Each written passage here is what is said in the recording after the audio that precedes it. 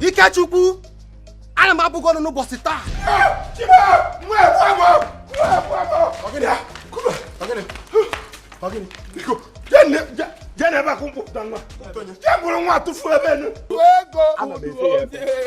Ana m ara mmiri ego. Ana m emi na.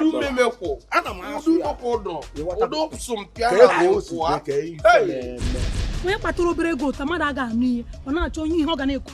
Isi na dollar boy kpatara obele ego. Ego m ka ị kpọrọ obele ego. Ego na ka ị nwere. Nwere ego na. Bịa kenda.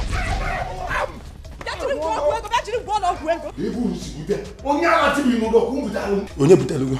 Ọ bụ nwaanyị mụrụ gị, ị ga-ala site na nsogbu ụmụ nwaanyị ga-enye gị. Lubere ebelu n'ofe ife ga-egbu nwoke. N'anya mmadụ si ụzọ o si wee pụta na nwanne ọnwụrụ ajọ ọnwụ. Kedu feature na arụ m? Hey! Nne Igbo mma n'isi ijere ngwa gezie ntị. Nne achọ m ife niile ị ga-enyenwu, ife ị ga-emenwu, ife ị nwere, ma nke izole ezo, ma nke dị ebe a.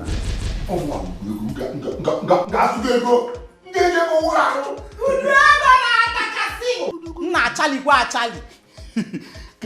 Ọkpaka uche gị di ya o. Ego kedu ife ga-eme na mama ndakpu n'ite ọkụ? Uche gị adịkwa n'ihe ị na-ekwuzi. Bịa ka nje chalie ọkụ.